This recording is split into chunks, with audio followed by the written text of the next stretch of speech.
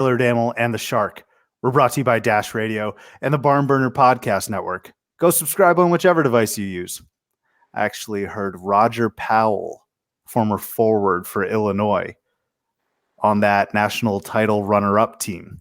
He subscribes, so you should as well. Actually, Taylor, we're going to be seeing Roger Powell on the television here in the next couple of weeks. You know where he coaches right now as an assistant coach? Wow. You got me on this one. Where? He's a Gonzaga Bulldog. So I temporarily showed love there to Roger Powell, but in a couple of weeks, it's fuck Roger Powell. Yeah. Mm-hmm. But he subscribes, so you should as well. Check out the website at thebarnburner.com. That's the-barnburner.com. And make sure to follow us on Twitter at CBB Theater. You should also follow me at Subi232 to find out where the Theat is, and Shark at _Shark_BB, and also Taylor at Taylor Damel. We're sponsored by Blue Note, artfully crafted small batch bourbon distilled in Memphis and honoring the Memphis Blues. Be noteworthy, Memphis.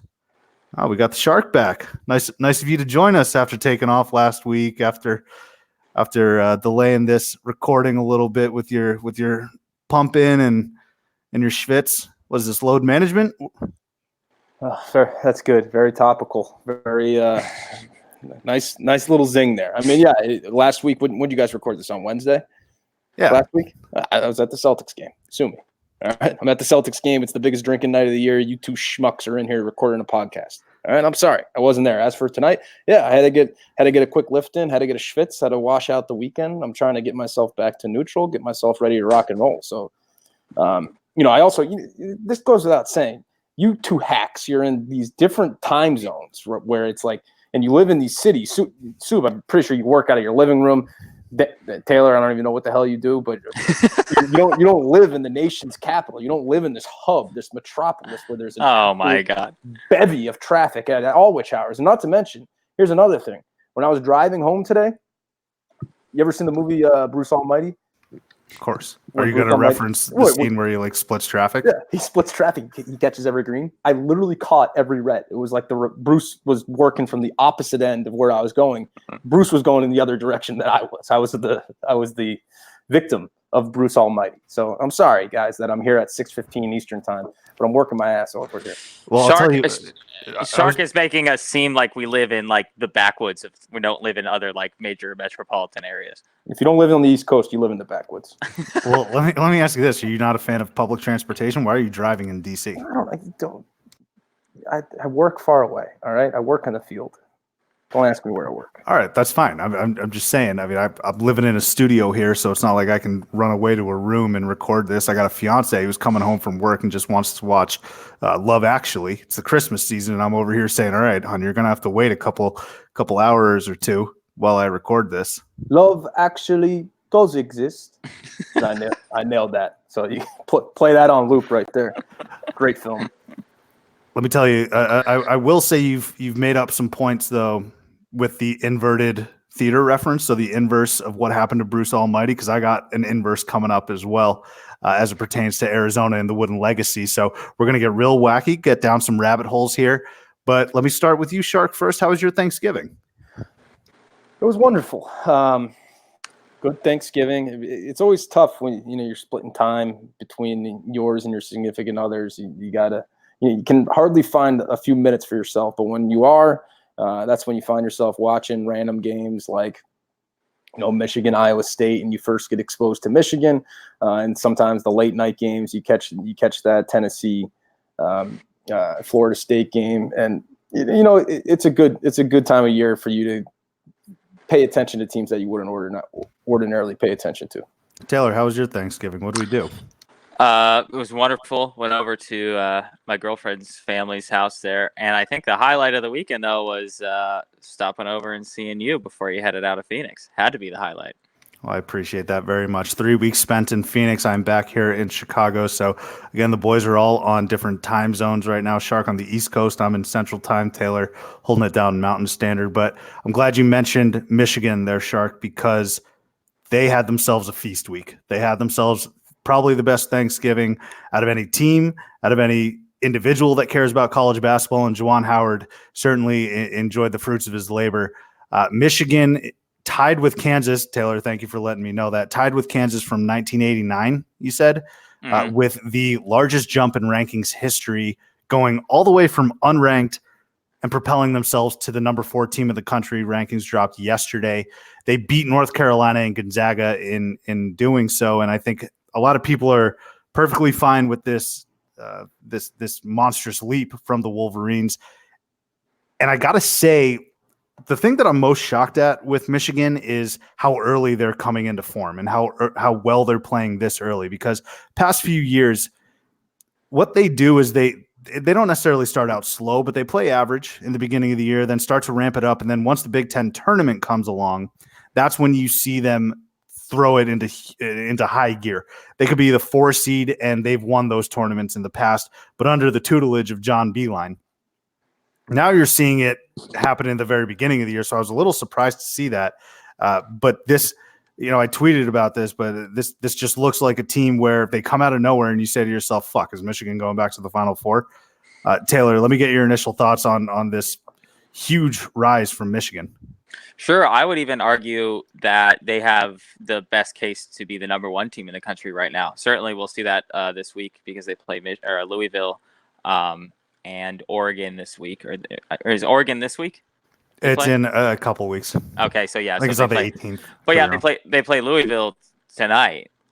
So that's pretty monstrous, and that'll be a good way to determine who's better. I think I know that the Shark is going to pick Michigan in that game because we know his thoughts on Louisville and his Nostradamus-like picks against Louisville. But Xavier Simpson is leading the country in assists at almost 10 assists a game.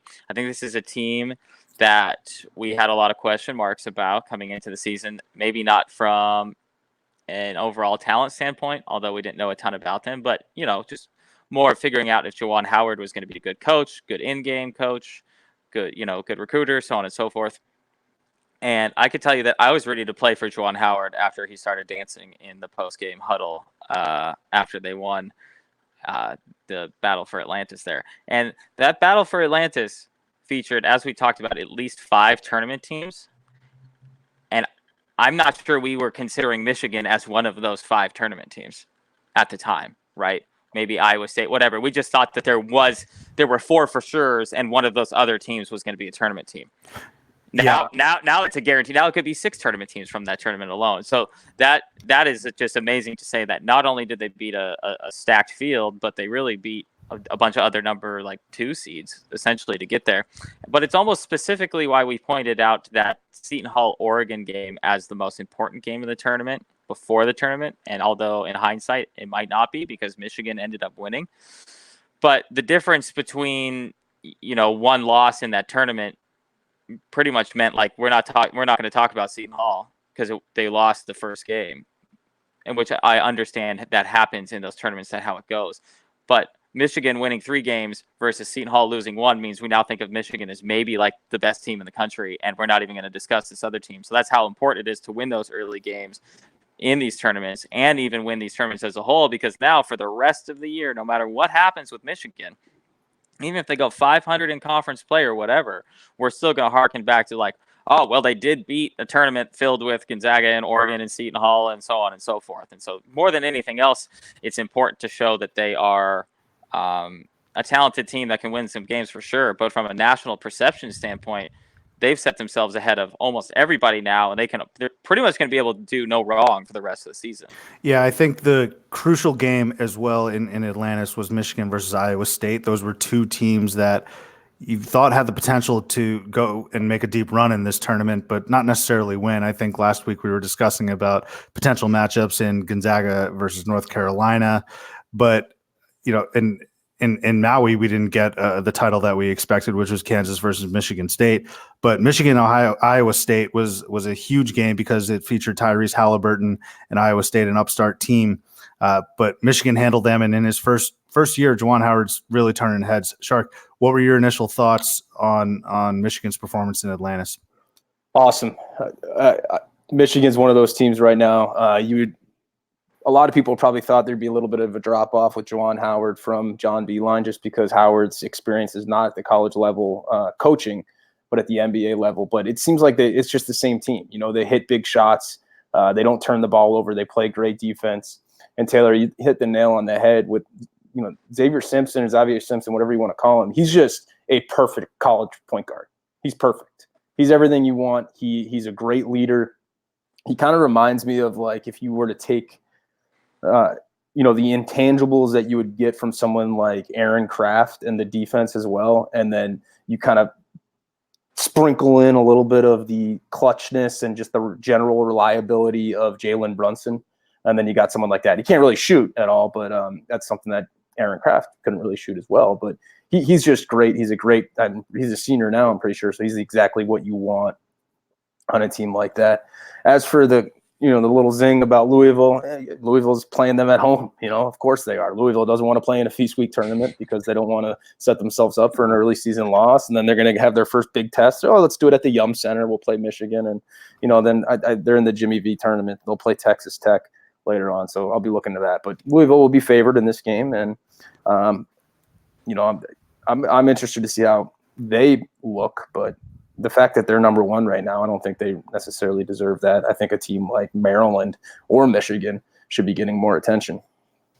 So we talked about Xavier Simpson. I just want to take a side note and say I do like him as a college point guard.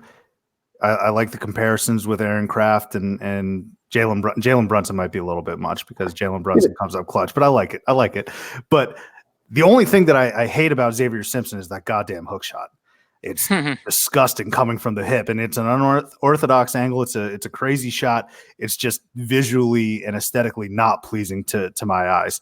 So that's the only thing I have on Xavier Simpson. But it's kind of crazy how the state of Michigan and their two biggest basketball teams have quite literally, if you were to go into a lab and just create a college point guard, Xavier Simpson and Cassius Winston would come out. Also, their names kind of rhyme together. Wow, well done. There's a lot going on right there in Ann Arbor and East Lansing. But I want to talk a little bit about Juwan Howard as well, because I was definitely one of those people that thought that there was going to be maybe not a significant drop off, but definitely a drop off from a legend like John Beilein, who turns around programs like he did at West Virginia, like he did at obviously Michigan with 2 Final Fours, and then going to someone who has zero experience in Juwan Howard. And Juwan Howard does have a ton of coaching experience in the NBA, but we've seen that not necessarily translate all that well to the college level. But Juwan Howard is creating his own culture, and he's done so in 5-6 games, which I think is incredibly impressive. It's not going to be a Beilein type of team. Juwan Howard's teams are going to play loose. They're going to play fun. And we saw how his reaction with the players post game. And I think that's going to help down the line with recruiting, as if, his name's one of the biggest in Ann Arbor sports history. But Juwan Howard has done a remarkable job thus far. And I think he's pretty much already done or exceeded expectations in his very first season, I think. And we're not even to Christmas. Would you agree or disagree with that, Taylor? Oh, 100%. Yeah. I mean, they're the number 4 team in the country. They're clear. At no point did we think that Juwan Howard was going to lead this team to maybe someone could have said, he can get them ranked throughout the year. Nobody would have said, Michigan has an argument to be the best team in the country. I don't think anybody outside of Ann Arbor would have given us that argument, right? So that's for sure. He's definitely exceeded expectations. And because college basketball is what it is, going back to, I guess my original point is, the perception of what Juwan Howard has already done is really what's important. Obviously the results will come at the end of the year. However they end is however they're going to end, whatever. But you look at, perception is such an important thing when it comes to rankings and when it comes to recruiting. So 6-7 games into the season, you're now all ready to go back to your recruits and say, almost like what Penny Hardaway did this offseason, where it was like, hey, we got something going here, climb aboard. And you're cool and you're a former player and you've got some notoriety. People, he's not far enough out of the NBA where people don't know who he is from a playing standpoint. And so, I mean, just from perception alone, he's easily probably outdone anything that we expected him from the season. An important note about our guy, Xavier Simpson, when it comes to this last tournament, at least, and some of the comparables we have about him. the comparables that Shark made were good, but I don't think either of those guys were going to tally 13 assists twice in a 3-game span. And so Aaron Kraft might have.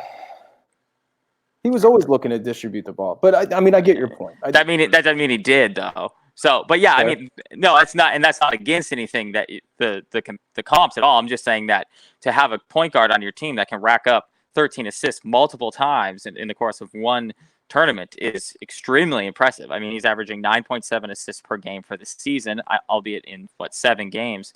I know that's a pretty small sample size, but he's shooting 60% from the field. He's actually shooting better from the field than he is from the free throw line. But it's pretty good. What more? Your point is exactly right when you say, what more do you want from a college point guard than 12, 10, and 5? I mainly just said it so I can say what I'm about to say right now, and that is so much Aaron Kraft and Xavier Simpson. Shout out McGillicuddy. That's all me. I came up with all that by myself.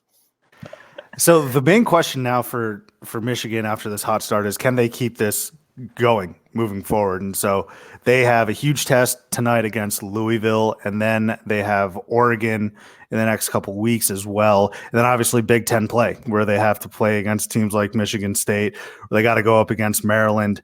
And so I do foresee a little bit of rockiness up ahead for Michigan, especially in Big Ten play, because this is going to be Juwan Howard's first conference type of playing for coaching. And I think they are going to lose to Louisville tonight, but I do think that they beat Oregon down the road. So they've shown what they can do against out of conference teams, which obviously translates to the tournament.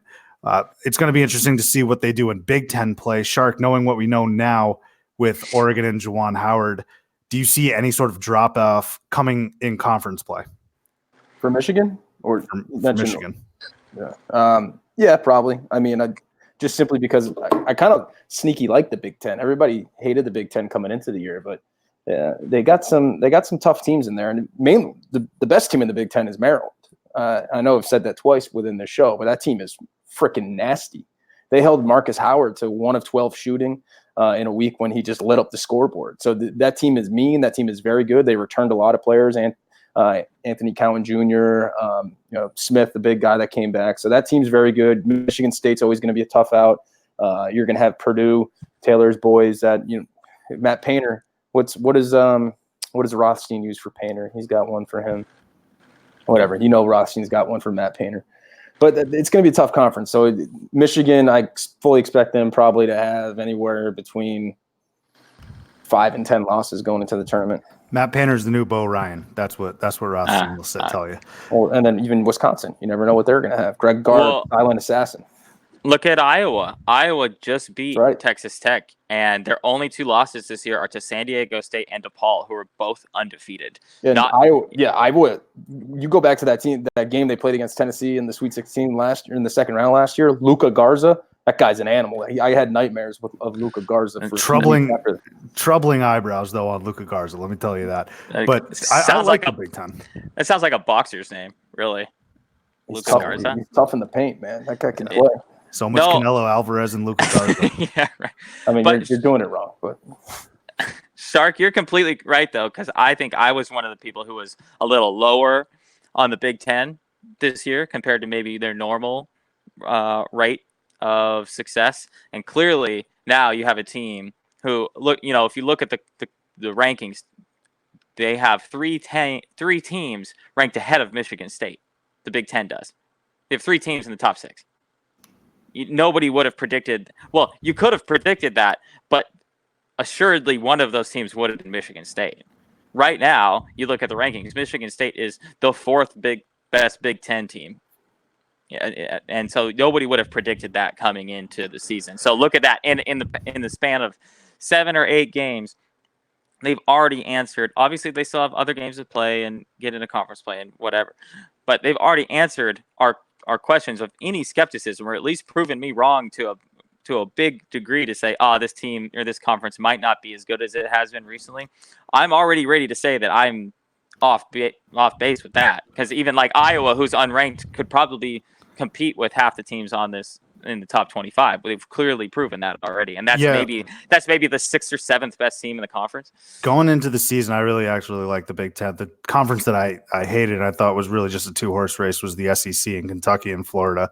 And obviously, Tennessee's been playing well this year as well. But for Maryland, I'm actually going to hold off on them just a little bit, strictly because of the Turgeon factor. And you could make the argument that you should probably do that with Michigan as well, because this is a hot start for Juwan Howard, but he's clearly not as proven as Mark Turgeon is in college basketball. So I'm going to hang tight on Maryland for now. But the Big Ten has started the season incredibly hot with all those teams ranked in the top 10, and then you have Michigan State, who's obviously a threat as well. So Michigan, the biggest jump again since 1989, tied for the biggest jump, going from all the way unranked to number 4, and they have a lot of prove-it games coming ahead in Louisville and then also Oregon. Let's head out west. Well, hold on 1 second. Well, just 1 second before we drop the Big Ten. They already start, they start conference play a month earlier than everybody else. They start conference play on Friday.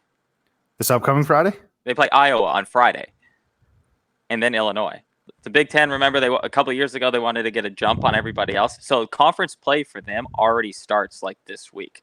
So ACC did that in their opening game. So I think that's kind of just a trend, yeah. But I think ACC did those count as conference games, though, Shark? Yeah. Yeah, but it was a one-off because they wanted to start off the ACC network with a bang. That was the specific reason why they did that. I don't know if they'll continue to do that, but Big Ten has made an effort to now start their season a month early. So they play Michigan specifically plays Louisville, Iowa, Illinois, and Oregon in their next several games. So maybe it's kind of a tough test already. Then they ease into Presbyterian and UMass Lowell, but UMass Lowell, great basketball school. So they'll have a reprieve in there over Christmas, but it's pretty crazy that I forget this too until I literally just looked at the schedule that the Big Ten already starts conference play this week. Yeah, and at the end of the day, Michigan is going to have to just be consistent moving forward, and I again still expect them to follow or have some dips in their performance. But Sure. If you're able to secure top 7 wins basically before Thanksgiving, you're in a great spot. As Juwan Howard individually speaking, not just his team. Obviously, he wants to go to the tournament and get to a Sweet 16, Elite 8, whatever his personal goals are for the team. But Juwan Howard with the fan base, you gotta be happy as a Wolverine fan because you probably expected a decent sized drop off from Beeline.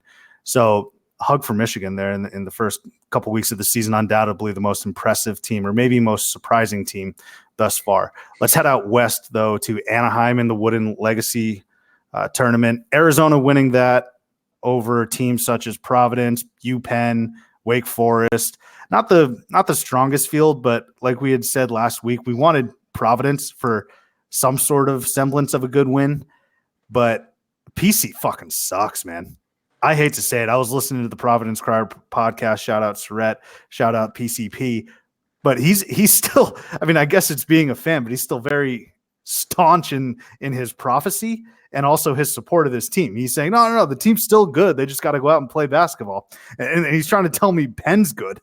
But at the end of the day, PC is in a world of hurt. Shark, any thoughts on their early season struggles with Cooley? Wait, is the prophecy for this year? I thought it was 2020. Prophecy is that, the Final Four is going to be in 2020. Well, he's already got his built-in excuse. He's going to say, I meant 2020 season when it started. So that's probably what. No, it has been. I'll pull up the receipts. No. We have audio of Surrett because I'm pretty sure I clarified at some point.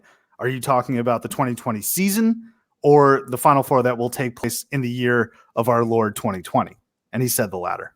Wow. Well, first of all, good questioning by you. Really well done getting him to boxed in on the response that you want.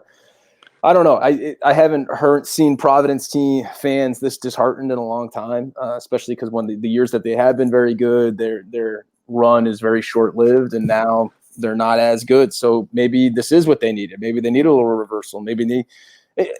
This is something, a trait of, I think, Northeast basketball. You just got to get hot at the right time. So they could pull UConn and sneak into the tournament at the very end, win the Big East tournament, and go on a run. So I'm not ready to pronounce them dead. I believe in the prophecy. Actually, I don't believe in the prophecy. But Why do you believe in that prophecy? I don't. well, if anything, like maybe he's right in saying that this is going a way that it doesn't typically go. So maybe he's onto something there. I don't know. I know the team sucks right now. Their losses are horrible, horrifying.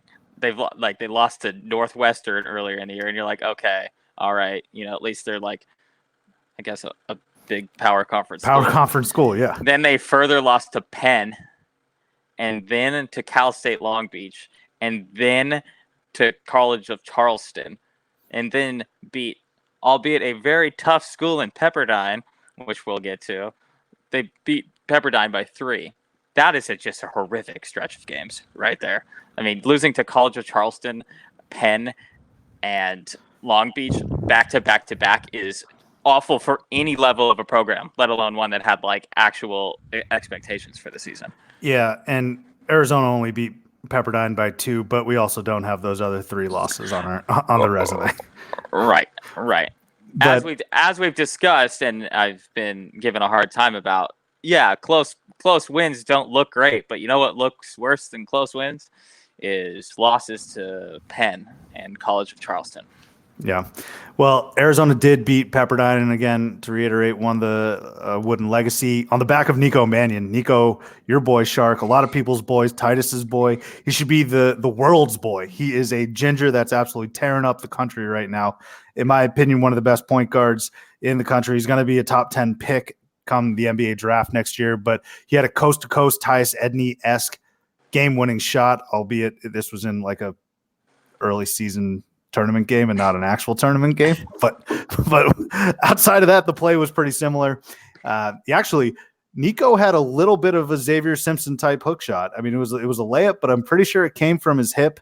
And this game, this Arizona Pepperdine game, was kind of an inverted Waterboy situation. So I know you guys have been waiting on pins and needles for my inverted comparison, like the Shark did with Bruce Almighty. But so Pepperdine's head coach is Lorenzo Romar, formerly on Arizona's staff. And the reason I think this game was so close is because Romar then went to, Pepperdine, and he pretty much stole Sean Miller's playbook.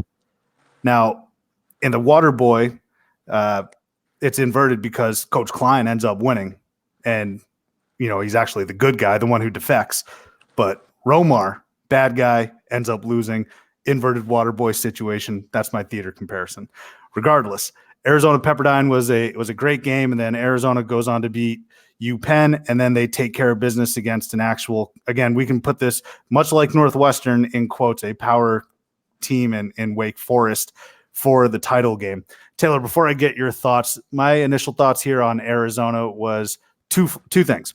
One, they need to, if they want to be true contenders, they need to first obviously beat Baylor and Gonzaga, and then they'll get national attention. And then in addition to that, they need to play slightly better than adequate defense, and they also need to hold on to leads.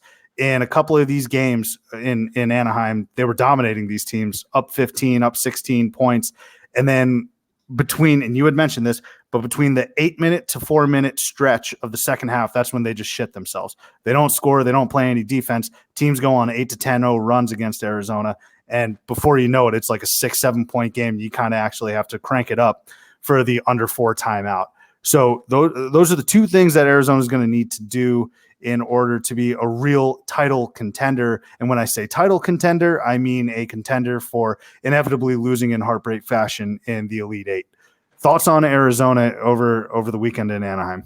So we wouldn't be having a discussion about any of these games being close if it wasn't for pretty much the 8.5 to 9 minute mark to the under 4 timeout. Just kind of like you said, there were one thing specifically that happened in all 3 of those games is that Nico Mannion took a rest during that amount of time. So as talented as Arizona is, obviously just like any team in college basketball, if you don't have your lead point guard, things aren't going to go well for you.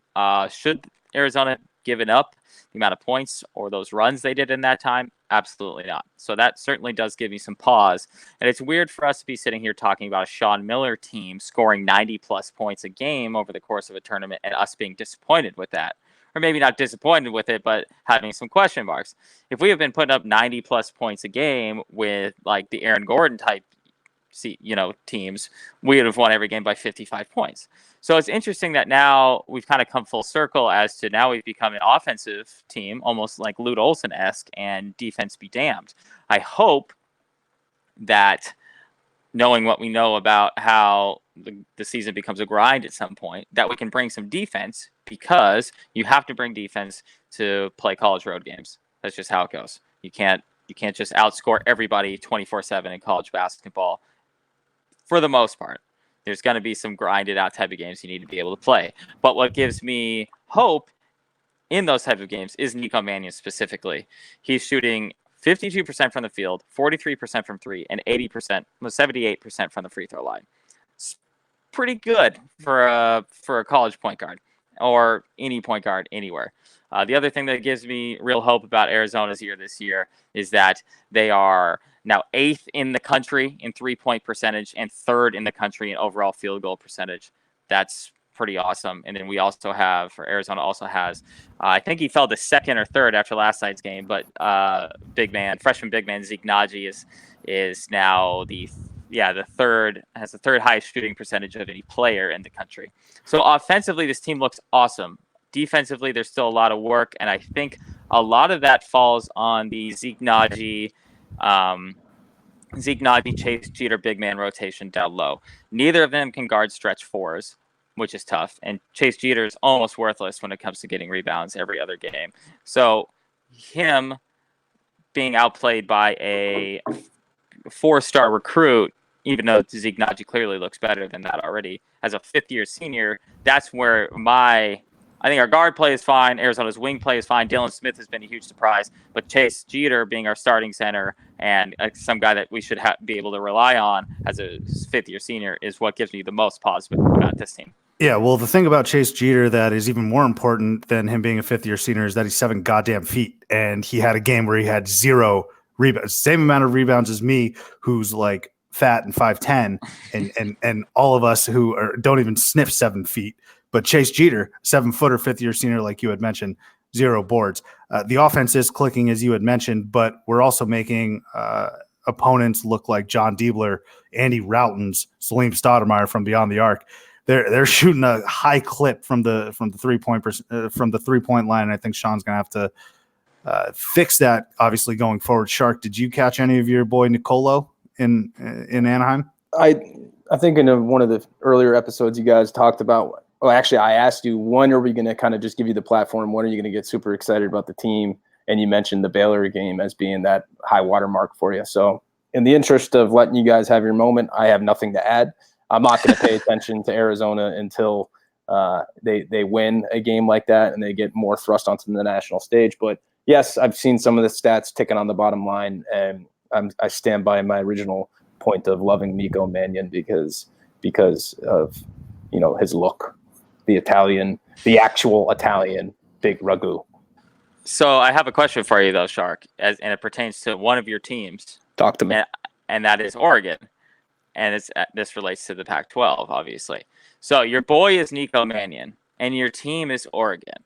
So here's my question to you. At the end of a game, because these games are going to be close, Arizona and Oregon are going to be close games, who would you rather take that last-second shot? Peyton Pritchard, who missed like 18 go-ahead shots this last weekend, or Nico Mannion? That's just ridiculous. Obviously, Peyton Pritchard. And you're incorrect in saying that Nico Mannion is my boy. I have a list of 4 boys throughout the year. I have not put him on that list just yet, but Peyton Pritchard is one of my boys. So, so you're taking, after what we saw this weekend. I'll take the senior point guard that's played in Final Four games over who literally just put up a bunch of points against Pepperdine. All right, who literally airballed 2 go-ahead threes this weekend in back-to-back games. Exhausted. He's in the Bahamas. He's taking every big shot. He's playing 40 minutes a game. He's tired. His voice is hoarse. Come on, give him a break. So here's what I'll say. I'm Sitting saying in the that corner sulking. I twisted my ankle. Yeah, right. So compare. Say what you will about the in-game first 38 minutes, whatever. There is 0% chance that Peyton Pritchard is making the shot that Nico Mannion did this weekend, albeit against Pepperdine. I get it, but Peyton Pritchard literally, this is not an exaggeration. He missed 3 straight go-ahead shots in both of the late losses they had this week. 2 of them being air balls. I don't think you do get it because Peyton Pritchard would never lead a team to be in the position that Nico Mannion found himself in.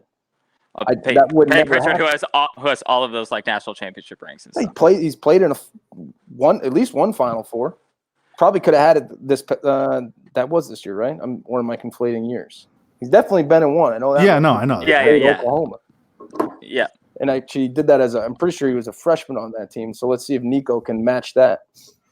I think it's safe to say. I think it's safe to say Nico Mannion is a better freshman than Peyton Pritchard was. You guys promised you weren't going to get this excited about the team until the Baylor game. No, I'm not excited. I'm asking you about your boy Peyton Pritchard more so. This is I'm not excited. This is a Trojan of horse of you guys being excited by giving me a hypothetical. The very fact that that's your hypothetical is you being excited about it. No. Well, first of all, Taylor gave you that. And I think if anyone knows us, he's the optimist. I'm the pessimist. Like I said, the apex of this team and us being optimistic for me is a heartbreaking Elite 8 loss. I don't think we'll ever see a Final Four ever. But I'm not accusing you, Father. I'm accusing Taylor. It'd be like Taylor. It'd be like this. It'd be like, hey, Taylor, let me ask you a question here, buddy. All right. Who would you want in a 2-minute drive, fourth quarter? Would you want Dwayne Haskins? Do you see what he did against Detroit 2 weeks ago, and then he strung it together with another win right here? Or would you want Russell Wilson? He threw some picks against Philadelphia. I mean, that's literally what you're doing right now. And it's a veiled way of you saying that these guys are equals when I don't think they're even close to being equal. So in that analogy, Peyton Pritchard's going to win the National Player of the Year this year? And has a championship. Well, Russell Wilson's not going to do it. Lamar's going to do it. Okay, so he's going to finish second in the National Player of the Year race. I think that's probably an even further stretch than mine is on that one. We'll see what happens tonight. I'm just going to say, luckily, Oregon and Arizona play each other this upcoming year, so that will actually be a great matchup to watch. Nico once or twice. Peyton. Do you guys play them once or twice? How's that work? I don't know off the top of my head. I'll look right now. I think we should speak on this. Breaking news right now. I don't know if you guys have just caught it, but James Akinjo transferring. Taylor's boy. Middle of Georgetown. What a move. What? Yeah. I don't know.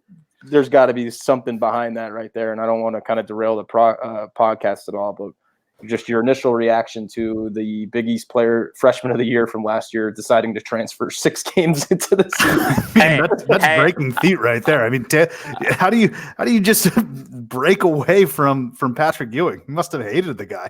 All right, so 2 things. Oregon and Arizona play twice. Good. And also 2 things. I know a school in the desert that's going to have a completely wiped out backcourt next year after they all go to the NBA that Was that a Freudian flip right there? Well, I can't call our backcourt a blackcourt with Nico Mannion as the point guard, right? Okay. That's true. So, wow, that's I can't believe one of my boys is out already 6 games into the season. That's wild. You got to be careful with your boy selection, all right? You can't have that type of immaturity on the squad. That's why I'm very selective. Didn't Sean recruit James Akinjo? That's what I'm saying. I'm ready for this to happen. All right. So James Akinjo transferring from Georgetown to Arizona. This is a very predictive type of proclamation that I'm making, but let's mark it down. But that is huge news out of the Big East, and it's going to alter a lot of the dynamic there, I guess. So whose team is it now? Is it McClung's? That's his team? Yeah, it's McClung's team. Are you kidding me? This is McClung's town. It's McClung's town. McClung and Dwayne Haskins. That's a tough look for the DMV. Well, that's a lot to hang your hat on right there.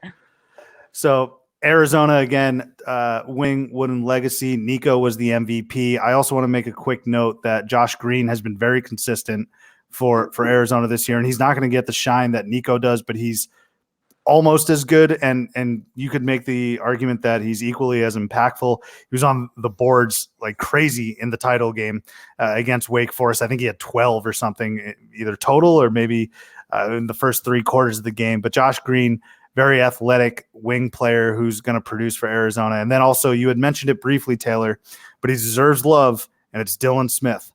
Dylan Smith was a transfer from UNC Greensboro or Asheville or one of those UNC teams. He's from Mobile, Alabama. He came over to Arizona, I think, 2 or 3 years ago. And while we were in desperate need of a shooter, which is what we thought we got with Dylan Smith, he just kind of sucked. Wasn't very good. And he got slandered quite a bit, mostly by me. But this year has been a very, very surprising start. He's shooting very well from three. And I think he had 13 points in the title game at half. So Dylan Smith, please, for the love of God, keep this up, because if they can get this type of production from Smith and then also some from the bench as well, that's going to be a huge source of offense. And I actually think the fact that Dylan is playing so well offensively, he doesn't bring anything to the table defensively, but the fact that he's playing so well offensively is probably the driving force, I would say, behind this offense's resurgence, because I think we knew what we were going to get with Nico and Josh Green. Zeke is a nice addition as well, but I did not see this coming from Dylan. Well, Dylan Smith is that classic guy you'd hear from Sean Miller. Oh man, this guy's crushing it in practice, and then he'd go like 0 of 9 from the field in every single game with 3 turnovers. So I will say that I am definitely coming around on Dylan Smith. Although we brought up as we were chatting earlier today, sometimes you can catch lightning in a bottle, as former Arizona great point guard Justin Coleman played his only 3 good games of the season and averaged like 20 points a game in Maui last season, and he only scored like 20 points the rest of the season combined. So I do want to add something to this James Akinjo thing, but another one of the players, Josh LeBlanc, is also transferring, and he plays 20 minutes a game and averages 7 points a game. So they're losing like a third of their points per game.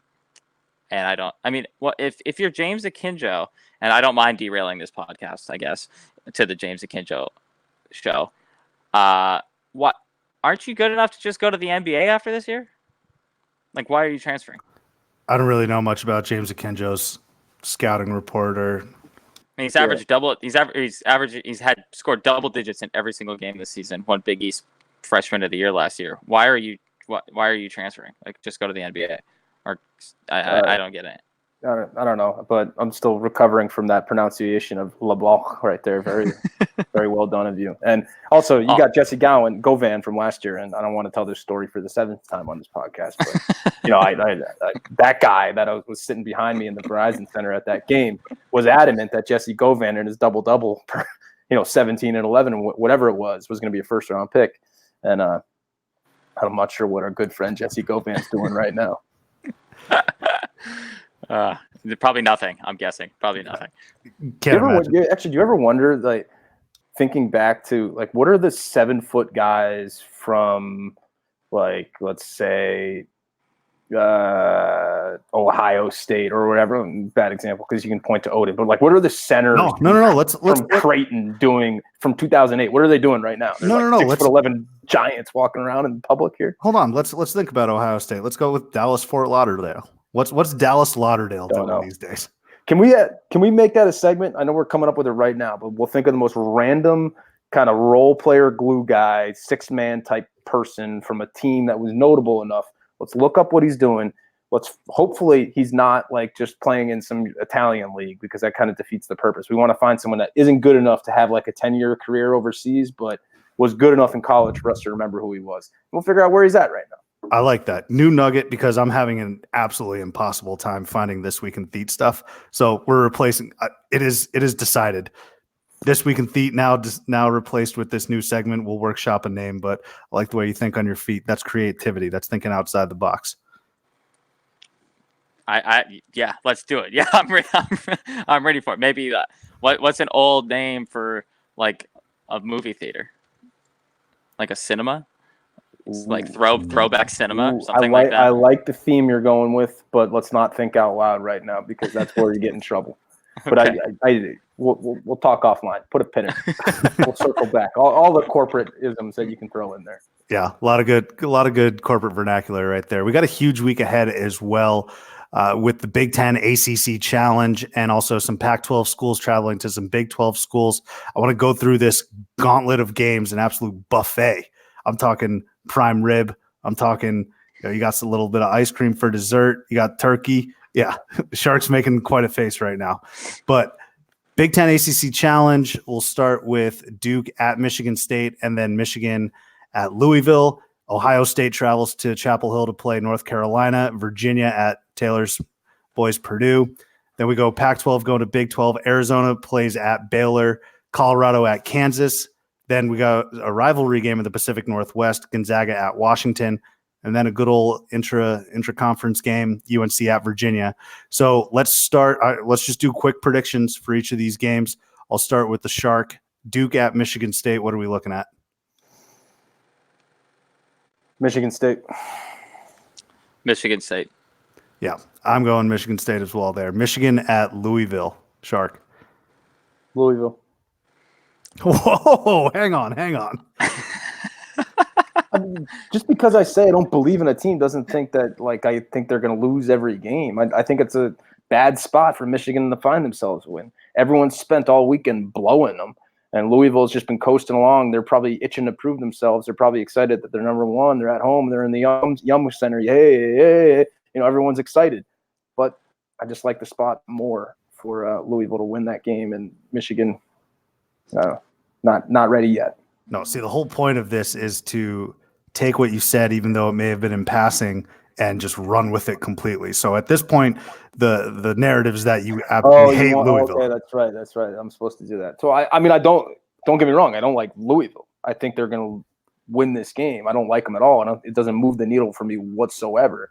And just their scheduling is just so. I'm trying to think of a good word for it, but they're just weak. It's just so weak, their scheduling. They want to do Feast Week on their own terms. They want to play Western Kentucky. By the way, they screwed me in that pick. I thought that would have been the spot.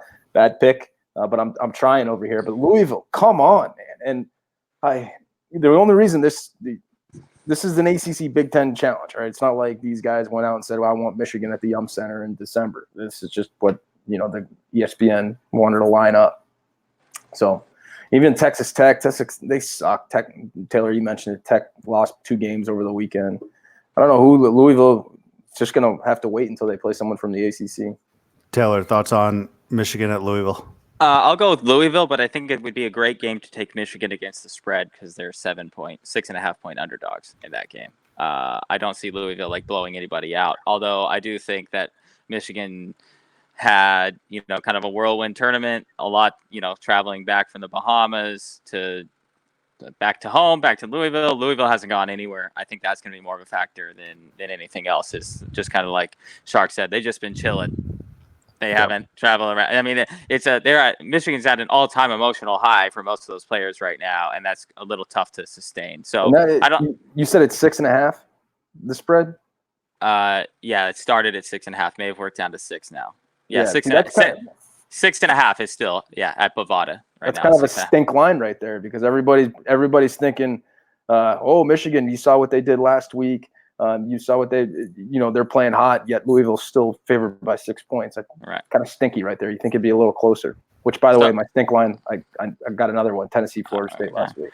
And not that we necessarily care about, not on this show, we don't care about betting this much, but Michigan State is favored by 5 over Duke as well. Got some theater there as well between the point guards and Cassius versus Trey Jones. And No. Well, look, Duke fans will tell you that there's a rivalry right there. Cassius Winston is the seats and the projector and the screen. Trey Jones is the popcorn guy. If we're talking about roles in the theater here, Cassius Winston is the theater. Trey Jones is the popcorn guy. Apparently, Duke fans hate that Cassius Winston always gets away with a push-off. I guess that's their thing that they hang on to. I think it stems from last year's Elite Eight game. So I'm sure that will be on the Twitter sphere as well. But so we agree on Michigan State. I think we all agree on Louisville. Ohio State at North Carolina. Shark. Carolina. In my mind, that's I think actually going to be the best game of the week coming up here, and I think Ohio State is actually going to win that game. I got Ohio State as well. Give me the Buckeyes. UNC didn't look that great over this past weekend, with the exception, obviously, of Cole Anthony, but I didn't think they looked that good. I disagree. I thought they looked good against Alabama. They put up points. It's the same UNC team that every year. Light it up. Yeah, right, but have you seen is Ohio it State as well? Yeah, is it the same Ohio State team as every Yeah. year? Though? That's the question. I think when you got home games for teams like this early in the year, I picked all 3 home teams right here.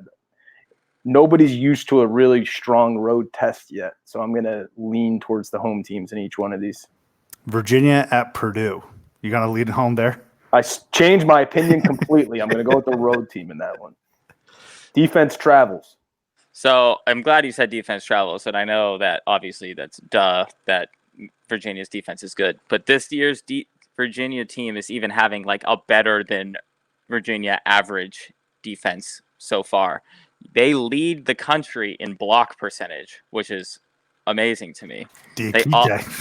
And they also are caused turnovers on 22% of their defensive possessions. So that means in 40% of the defensive possessions, the ball isn't even making it to the rim to get back to the other team or to get back to Virginia. That's ridiculous. If you consider that they have the slowest pace in the country and they're probably only giving you 22 possessions a half at most, that means that 8 to 10 of those possessions end with the ball not even making it to the rim. So yeah, good luck anybody, including my paint squad, trying to score on that. Yeah, I'm going Cavaliers here on the road. This is going to be the perfect game for NBA fans that are just such obnoxious hardos to be like, oh, you college basketball fans really like this? You guys like watching this? Because it's probably going to be a 40-32 type final game. But I'm going to take UVA, and I am going to love every single second of that disgusting, ugly game that will most likely be played out in West Lafayette. Let's go to Arizona at Baylor. Shark. Baylor. I mean, do I even need to say it? Yes. Okay, yeah. Arizona on the wings of Nico Mannion. Yep, I'm going Arizona as well. Let's just hope, Taylor, that they don't get out-rebounded by 34 like they did last year in McHale Center. So this is going to be for Arizona's first test. I think they come up big, and it's going to be a classic game. Colorado at Kansas. Shark, an old Big 12 matchup. Kansas, and I think if you're looking at teams that are favored to win it all at this point, I think Kansas is that team with Dotson and Doke. Yeah, I'll go with Kansas as well, as much as I want to pick Colorado. But I think that the factor in this game, if Colorado is competitive, is what we've kind of talked about before multiple times, is that Colorado is just an old basketball team that returned everybody, and they might not be as shook as a normal team would be going into the Fog. Yeah, well, the Fog's really not that intimidating of a place for Pac-12 teams, apparently. We saw ASU beat Kansas a couple of years back, but I am going to take Kansas in this game. Watch another great point guard matchup, though, in Dotson versus McKinley Wright. I think this is a game where the majority of the country will then now start to understand who McKinley Wright really is. We've been watching him in the Pac-12 for the past couple of years, but McKinley Wright is going to play well against Kansas. Not going to be enough, though. Give me Kansas as well. Rivalry game of the Pacific Northwest, Gonzaga at Washington. Shark. Ooh. I like Mike Hopkins a lot. I like Washington. I think the zone can give Gonzaga a few loops, but I am going to roll with Gonzaga. Yeah, I think we're a little early in the year, despite Washington already has a pretty decent win over Baylor. I think we're a little early in the year to see Washington pull off top 10 upsets, let's call it. I think that it's going to take them a little more time for their talent to develop. So I'm going to go with Gonzaga as well. I actually think they're perfectly due. I'm going with the Huskies at home. Rivalry game. You can't stress that enough. I think they win this strictly off of emotions. And I don't know, is Tilly back for Gonzaga? Yeah. And, a factor in this game, and still going with Washington. It's a sneaky thing that nobody hasn't really talked about this season, but because Gonzaga is usually a pretty offensive-oriented team, they're only shooting 40% from the field and 35% from three through 9 games. So you play a team that is predominantly zone, they might not be able to shoot over that unless they finally start to round into to form beyond the arc against Washington. Yeah, I just think McDaniel's athleticism is going to be too much for Gonzaga, and he's going to feed off of the home crowd. So I'm going to take the home team here with Washington. And then very last but not least, North Carolina travels to Virginia. Is this before I get your predictions, is this a conference game or no? I would assume so. Well, Yeah. but Colorado played ASU in China the first game of the year. That wasn't a conference game.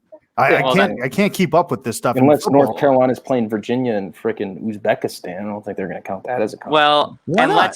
let's not base anything that the Pac-12 does and then relay it and think that that's what normal things are. So yes, I'm assuming this is a conference game. Uzbekistan, tough place to play. Heels at Cavs. Who you got? I don't know.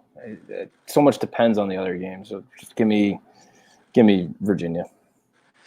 I'll take Virginia too. I think it's just such a major difference to play Virginia. And although I think Cole Anthony's easily the best player on that court, I think it might take them too long to adjust, despite the fact that they're going to run at 100 miles an hour. It might take them too long to adjust against a team like Virginia. Yeah, I'll take Cavaliers as well, and I think they're going to slowly but surely creep up to a top 2, top 3 type of team, and Tony Bennett's just going to keep doing what he does. Real quick before we get to segments, Coach K apparently wasn't healthy before the Stephen F. Austin upset. You guys see this? Oh, please. I knew that nonsense was coming. So did the Patriots lose because they had the flu against the Texans? Is that like a similar line of thinking there or what? I don't know, but Coach K literally said I was sick or I wasn't feeling too well. Was Trey Jones not feeling well either for the last 35 games of his college career? I don't know, but Coach K, it was one of those, I read the quote, maybe it was out of context, but it was one of those, look, we stunk. We deserve to lose, but I wasn't feeling too well. All credit to Stephen F. Austin, but yeah. Yeah. So, yeah, Coach K, that's just suck it up, man. If you're not going to faint on the court like you've done in the past, then keep it. We don't want to hear it. With that said, a quick message from Zach and the Barn Burner Podcast Network. All right, fellas, let's wrap this up. Hugs. Taylor, I'll start with you. Who's your hug for? So this is going to sound like it's college football related, but it has a college basketball spin. So let me bring this back in. During an awful game, Arizona ASU the other night, which I think that just got canceled in the middle of the game. I don't think there was any result that happened from the game. The announcers, Mark Jones and Dusty Dvorak, were quizzing each other on the states of this fine union that we live in. And neither of them could determine what was the last state that was brought into the country, what was the 49th state, what was the 48th state. Mark Jones guessed that Oregon was the last state in the union. They had no idea. Literally, the sideline reporter tossed it up to him and said, okay, guys, we're in Tempe, Arizona. What was the last continental United States brought into the union? And both Dusty and Mark Jones thought about it for about 5 seconds and went with Oregon. And why? So my hug is for them and whatever educational system they went to. This harkens back to our hate of like college basketball announcers, ESPN people, voters. They don't even know where the states are at or when, at any cadence they came in, but they're expected to be considered smart people. How this goes back into college basketball is the smart person on the sideline that knew all this information is Kevin Harlan's daughter, Olivia Decker, who's married to my least favorite college basketball player ever, Sam Decker.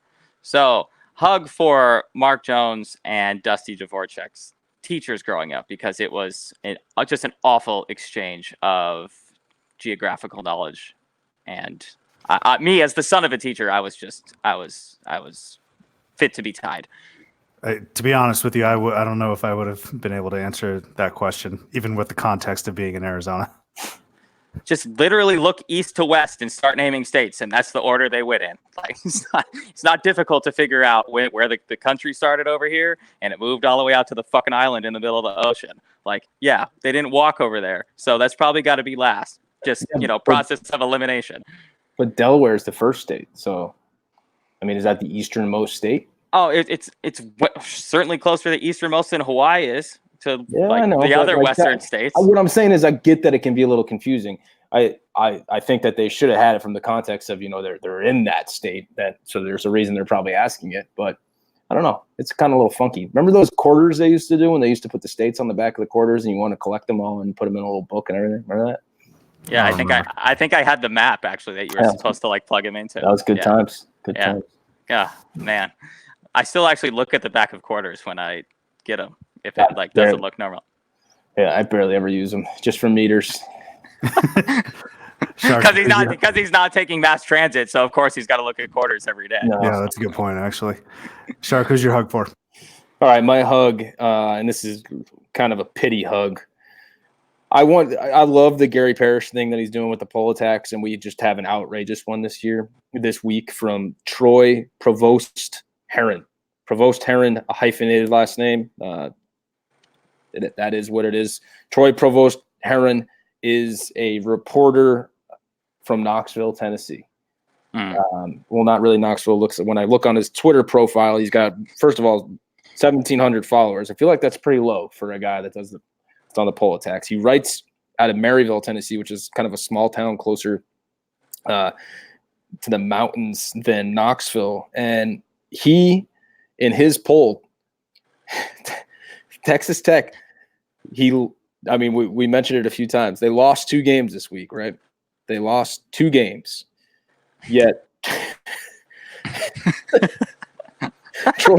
Troy Provost Heron moved them up 4 spots to number 7 in the country after going 0-2 on the week. Now, the reason I don't want to do this every week, like obviously this is Gary Parrish's thing, but the reason I'm giving this young man a hug, I don't even know if he's young, is because he's leaning into it, right? So Gary Parrish tweeted it out. Troy Provost Heron quote tweeted a tweet and said, "Hey, everybody, it was me. I'm the idiot. Send all your jokes and mean tweets here. I accept anything you throw my way." So that's a good way of doing it, but there's only like 10 people that threw something his way. So maybe someone can add a little bit to this, but yeah, Troy, TPH, come on, brother. And then even he said that his mom is helping him out, saying, "Mama, I made it," was one of his tweets. So, goddamn, man, just pay attention. Watch the freaking games if you're going to vote. Take your job seriously. Yeah. So wait, hold on. His apology doesn't hold weight for me because it's not like it was a prediction. It's not like last week he said, "I predict Texas Tech is going to be up here, is going to move up 4 spots," and then he comes out and says, "Oh, it's me, I'm the idiot." He should have just seen that they lost twice, and he's still. I think he's being an idiot. He's caught red-handed, just moving teams up by rankings, and so he's acknowledging that he just didn't watch. Yeah. Okay, and he's an idiot for doing that. So I appreciate that. Thank you, Troy Provost Heron. I was going through College Poll Tracker earlier today, trying to figure out the bad ones, and there was one that was really downvoted by Adam Grossbard that had Michigan State still at 5, which is pretty extreme considering they also have 2 losses. I didn't even realize that Heron was that bad because that's really awful. Also, is the second part of his hyphenated name not capitalized? Am I saying this right? No, it is. I think it is, but he doesn't include it in his Twitter handle. So okay, whoever the Heron is in his family unit there, I feel bad for him or her because it doesn't make the cut on the handle. No, you should feel good for them. They've been saved from the embarrassment. Yeah, no doubt. He kind of looks like Gravis Vasquez a little bit. He's kind of got like that big ear chin strap. Are you just going off of that like avatar that he has there? I'm just looking at his picture on College Poll Tracker is all. So I might be completely wrong.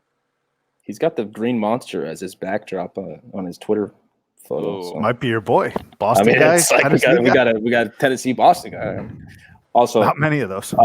BC versus Tennessee bowl game might happen this year. He is an alum of Tennessee journalism program as well. I know you said from Knoxville, but that's I would imagine someone from the journalism department wants him to take that off of his Twitter bio. But you make a great point. How does a guy that has 1,700 grand total Twitter followers get an AP vote? No clue. I know that like Twitter followers don't mean like national notoriety, but we like us combined have more than that. Could we get Shark might not help with that. Can we get like really? You're gonna just slam me out of nowhere there? Come on, man! I'm working hard over here. How many followers do you have? we're a loyal bunch. We're tough but small but loyal. So let me real quick double back to that BC Tennessee potential matchup. You guys getting Urban Meyer? He coming to Chestnut Hill? What an outrageous tweet by that guy. I love it. Love that tweet. Was it reported on by Troy Provost Heron? Maybe. Well, yeah, I guess it's just some hack on Twitter. But hey, you never know with some of these hacks. You never know. Good hug for TPH. My hug is going to fashion. TPH. I can't take credit for that. Shark said that earlier. I know. It's funny both times. Okay, sorry. No, it's fine. I'm giving my hug to fashion because of John Rothstein's new clothing line.